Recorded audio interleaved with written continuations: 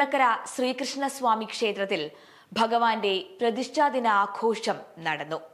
അതിനോടനുബന്ധിച്ച് പത്മനാഭസ്വാമി ക്ഷേത്രത്തിലെ പുഷ്പാഞ്ജലി സ്വാമിയാറായ അച്യുത ഭാരത സ്വാമിയാർക്ക് സ്വീകരണവും വെച്ചു നമസ്കാരവും കളഭാഭിഷേകവും ദ്വാദശ നമസ്കാരമൂട്ടും നടന്നു. ഈ അത്യപൂർവമായ ചടങ്ങുകളിലേക്കും അതിന്റെ വിശേഷങ്ങളിലേക്കും നമുക്ക് പോയി വരാം. ഇടവമാസത്തിലെ പുണർദം നാളിലാണ് തിരുനക്കര ശ്രീകൃഷ്ണസ്വാമി ക്ഷേത്രത്തിലെ പ്രതിഷ്ഠാദിനാഘോഷം എല്ലാ വർഷവും കൊണ്ടാടുന്നത്. പത്മനാഭസ്വാമി ക്ഷേത്രത്തിലെ പുഷ്പാഞ്ജലി സ്വാമിയാറായ അച്യുത ഭാരതിയുടെ സാന്നിധ്യം കൊണ്ട് ഈ വർഷത്തെ പ്രതിഷ്ഠാദിനാഘോഷത്തിന് മഹത്വമേറെയാണ്. ക്ഷേത്രത്തിന്റെ മുൻവശത്തു നിന്നും വാദ്യമേള ആഘോഷങ്ങളുടെ അകമ്പടിയോടെ ആനയിച്ചാണ് അദ്ദേഹത്തെ ക്ഷേത്രത്തിനകത്ത് പ്രവേശിപ്പിച്ചത്. ക്ഷേത്രത്തിൽ പ്രവേശിച്ച അദ്ദേഹം ശ്രീകോവിലിനുള്ളിൽ ഭഗവാന് പുഷ്പാഞ്ജലി അർപ്പിച്ച ശേഷം വെച്ചു നമസ്കാരത്തിൽ പങ്കെടുത്തു. വെച്ചു നമസ്കാരത്തിന്റെ ഭാഗമാകാൻ ക്ഷേത്രത്തിൽ എത്തിയ എല്ലാ ഭക്തജനങ്ങൾക്കും അവസരം ലഭിച്ചു എന്നത് ഏറെ അനുഗ്രഹമായി കാണേണ്ട ഒന്ന് തന്നെയാണ്. തുടർന്ന് കളഭാഭിഷേകവും 12 ബ്രാഹ്മണർക്ക് ക്ഷേത്രം തന്ത്രിയുടെ നേതൃത്വത്തിൽ ദ്വാദശ നമസ്കാരമൂട്ടും നടന്നു. ബ്രാഹ്മണർക്ക് ക്ഷേത്രം തന്ത്രി കാലുകഴുകി വസ്ത്രവും ദക്ഷിണയും നൽകിയതിനു ശേഷം ഭക്ഷണം കൊടുക്കുന്നതാണ് ദ്വാദശ നമസ്കാരമൂട്ട്. ക്ഷേത്രം തന്ത്രി പെരിങ്ങേരിമന അരുൺ നമ്പൂതിരിപ്പാടിന്റെ മുഖ്യ കാർമ്മികത്വത്തിലാണ് ചടങ്ങുകൾ നടന്നത്. കളഭാഭിഷേകത്തോടുകൂടി മഹാകളഭാഭിഷേകത്തോടുകൂടി എല്ലാ വർഷവും ആചരിച്ചു വരുന്ന പ്രതിഷ്ഠാപന ചടങ്ങുകൾക്ക് ഈ വർഷം സ്വാമിയാരെ വിളിച്ചു വരുത്തി അദ്ദേഹത്തിന് വെച്ച് നമസ്കാരത്തോടുകൂടി വിശേഷമായിട്ടാണ് നടത്തിയത്. 12 ബ്രാഹ്മണർക്ക് എല്ലാ വർഷവും പ്രതിഷ്ഠാപനത്തോടനുബന്ധിച്ച് കാലുകഴിച്ചുവിട്ട് നടത്തിപ്പോരുന്നു. അതും വളരെ ഭംഗിയായിട്ട് ഈ വർഷവും നടത്തി. വളരെ അടുക്കും ചിട്ടയോടുകൂടിയും വളരെ ഭംഗിയായിട്ടും ആചാരങ്ങളെ കൊണ്ടും താന്ത്രിക ക്രിയകളെ കൊണ്ടും വളരെ ശ്രേഷ്ഠമായ ഒരു ക്ഷേത്രമാണ് ഈ തിരുനക്കര ശ്രീകൃഷ്ണസ്വാമി ക്ഷേത്രം. തുടർന്ന് ഭക്തജനങ്ങൾക്ക് അന്നദാനവും ക്ഷേത്രത്തിൽ കൊടുത്തു. എല്ലാ മാസവും ഗുരുവായൂരപ്പനെ പോയി കാണാൻ സാധിക്കാതിരുന്ന വൃദ്ധ ബ്രാഹ്മണന് ഇനി ഇങ്ങോട്ട് വരണ്ട, എൻ്റെ സാന്നിധ്യം നക്കരക്കുന്നിൽ ഉണ്ടാകുമെന്ന് സ്വപ്നദർശനം വരികയും അതനുസരിച്ച് പ്രശ്നവിധിയാൽ ഇവിടെ ഗുരുവായൂരപ്പൻ്റെ സാന്നിധ്യം ഉണ്ടെന്നറിഞ്ഞ് ക്ഷേത്രം പണിയുകയാണ് ഉണ്ടായത്. ആ ക്ഷേത്രത്തിൻ്റെ നടത്തിപ്പും എല്ലാം ഇവിടെ സമീപത്ത് തന്നെയുള്ള കേരളപുരം വാര്യത്തെ ഏൽപ്പിക്കുകയും ചെയ്തു. അതിനുശേഷം ക്ഷേത്രം കുറേ കാലം വളരെ പ്രശസ്തമായി നടന്നെങ്കിലും പിന്നീട് ക്ഷയിക്കുകയും ഭക്തജനങ്ങൾ കുറയുകയൊക്കെ ചെയ്ത സമയത്ത് 1972 ക്ഷേത്രം വിശ്വഹിന്ദു പരിഷത്തിനെ ഏൽപ്പിച്ചു. വിശ്വഹിന്ദു പരിഷത്ത് ഏറ്റെടുത്തതിന് ശേഷം ഈ ചുറ്റുപാടുമുള്ള എല്ലാവർക്കും ഐശ്വര്യം നേടുന്നതിലും ക്ഷേത്ര അഭിവൃദ്ധിയിലേക്ക് ഒരുപാട് കാര്യങ്ങൾ ഇവിടെ ഉണ്ടാക്കാൻ സാധിച്ചിട്ടുണ്ട്. ക്ഷേത്രത്തിൻ്റെ പുനരുദ്ധാരണം, ചുറ്റും ഉള്ള ബാക്കി കാര്യങ്ങളെ കെട്ടിടങ്ങളെ എല്ലാം ക്ഷേത്രം വിശ്വഹിന്ദു പരിഷത്ത് ഏറ്റെടുത്തതിന് ശേഷം ഉണ്ടായിട്ടുള്ളതാണ്. ശുദ്ധമായ ചന്ദനം, കുങ്കുമപ്പൂവ്, പച്ചക്കർപ്പൂരം തുടങ്ങിയ വിശിഷ്ടമായ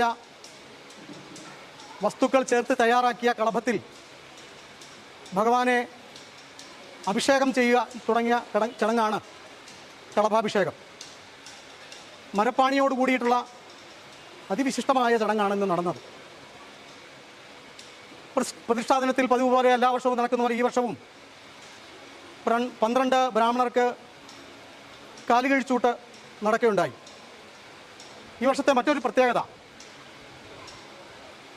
പത്മനാഭസ്വാമി ക്ഷേത്രത്തിലെ പുഷ്പാഞ്ജലി സ്വാമിമാർ അച്യുത ഭാരതി സ്വാമി ഈ ക്ഷേത്രത്തിൽ എത്തിച്ചേരുകയും പുഷ്പാഞ്ജലി കഴിക്കുകയും വെച്ച് നമസ്കാരത്തിൽ പങ്കെടുക്കുകയും ചേർന്നു എന്നുള്ളത് ഈ വർഷത്തെ ഒരു പ്രത്യേകതയാണ്.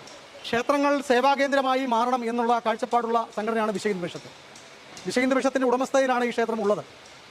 ഭക്തകവിയായിരുന്ന ശ്രീമാൻ ഓട്ടൂർ ഉണ്ണി നമ്പൂതിരിപ്പാട് ഈ ക്ഷേത്രത്തിൽ എത്തിച്ചേർന്ന് കവിതാരചന നടത്തിയിട്ടുണ്ട്.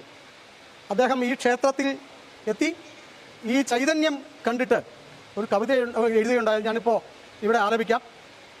അദ്ദേഹം എഴുതിയിട്ടുള്ളൊരു ശ്ലോകമാണ്. പ്രേമാമൃതം വ്രജധരിത്രിയിൽ അന്യദിക്കിൽ ധർമാമൃതം ചൊരിയും ഈശ്വരനമ്പുജാക്ഷൻ ഏകട്ട തൻ്റെ ചരണാംബുരുകത്തിൽ ഞങ്ങൾ കേകാന്തഭക്തി തിരുനക്കര വിശ്വരൂപൻ. ഈ മാസം തന്നെ ശ്രീകോവിലിൻ്റെ പുനരുദ്ധാരണം നടത്താനായിട്ട് തീരുമാനിച്ചിട്ടുണ്ട്. ശ്രീകോവിലിൻ്റെ കുറച്ച് അറ്റകുറ്റപ്പണികൾ തീർക്കേണ്ടതായിട്ടുണ്ട്. അടുത്ത വർഷം അഷ്ടബന്ധ കലശം നടത്തുവാനും ക്ഷേത്ര ഭരണസമിതി തീരുമാനിച്ചിട്ടുണ്ട്.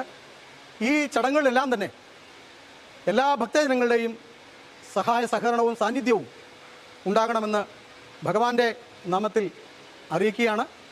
വിശ്വഹിന്ദു പരിഷത്തിൻ്റെ ഉടമസ്ഥയിലുള്ള 150ഓളം ക്ഷേത്രങ്ങളിൽ മുൻനിരയിലുള്ള ഒരു ക്ഷേത്രമാണ് തിരുനക്കര ശ്രീകൃഷ്ണസ്വാമി ക്ഷേത്രം. ധാരാളം ഭക്തന്മാർ നിരന്തരം ഇവിടെ വന്നുകൊണ്ടിരിക്കുന്നു. ഭഗവാന്റെ അനുഗ്രഹം എല്ലാ സജ്ജനങ്ങൾക്കും ഉണ്ടാകട്ടെ എന്ന് പ്രാർത്ഥിക്കുന്നു. ഓം നമോ ഭഗവതേ വാസുദേവായ. തിരുവനന്തപുരം ശ്രീ പത്മനാഭസ്വാമി ക്ഷേത്രത്തിലെ പുഷ്പാഞ്ജലി സ്വാമിയാർ ശ്രീ ശങ്കരശിഷ്യൻ സുരേശ്വരാചാര്യരുടെ പരമ്പരയും തിരുവിതാംകൂർ രാജാക്കന്മാരുടെ സ്ഥാനാരോഹണത്തിലും ദത്തെടുക്കൽ ചടങ്ങിലും അധ്യക്ഷത വഹിക്കുന്നതും മഹാരാജാവും പോറ്റുമാരും ഉൾപ്പെടുന്ന 8 യോഗത്തിന്റെ അധ്യക്ഷനും ശ്രീ പത്മനാഭസ്വാമിയുടെ ഉത്സവമടക്കം എല്ലാ പ്രധാന ചടങ്ങിനും മേൽനോട്ടം വഹിക്കുന്നതും ദീപാരാധനയ്ക്ക് ശേഷം ആദ്യ ദീപം നൽകുന്നതും ശ്രീ പത്മനാഭന് പുഷ്പാഞ്ജലി കഴിക്കുന്നതും വില്വമംഗലം സ്വാമിയാർ പരമ്പരയിലെ നടുവിൽ മഠം സ്വാമിയാർക്കാണ്. പൂർവാശ്രമത്തിൽ പണ്ഡിതനും വിവർത്തകനുമായ ഒറവങ്കര അച്യുതൻ നമ്പൂതിരി സംസ്കൃത പണ്ഡിതൻ, പ്രഭാഷകൻ, കവി, വേദജ്ഞൻ എന്നിവയ്ക്ക് പുറമെ നിരവധി ഭാഗവത സപ്താഹങ്ങളിൽ ആചാര്യനുമായിരുന്നു. തൃശൂർ നടുവിൽ മഠം ഇളമുറ സ്വാമിയാറായ അച്യുതഭാരതി സ്വാമിയാരെ നമസ്കരിക്കുന്നതിലൂടെ പൂർവ്വജന്മങ്ങളിൽ പോലും നമ്മളിൽ ഉണ്ടായ ശാപദുരിതങ്ങൾക്കും അറിഞ്ഞോ അറിയാതെയോ ചെയ്തു പോയ സകല തെറ്റുകൾക്കും പ്രായശ്ചിത്ത പരിഹാരമുണ്ടാകും എന്നാണ് പറയപ്പെടുന്നത്. ശ്രീ പത്മനാഭന്റെ പ്രതിപുരുഷനായ പുഷ്പാഞ്ജലി സ്വാമിയാരുടെ പുഷ്പാഞ്ജലിയും വെച്ചു നമസ്കാരവും നാടിനും ഭക്തർക്കും ഒരേപോലെ അനുഗ്രഹനീയം തന്നെയാണ്.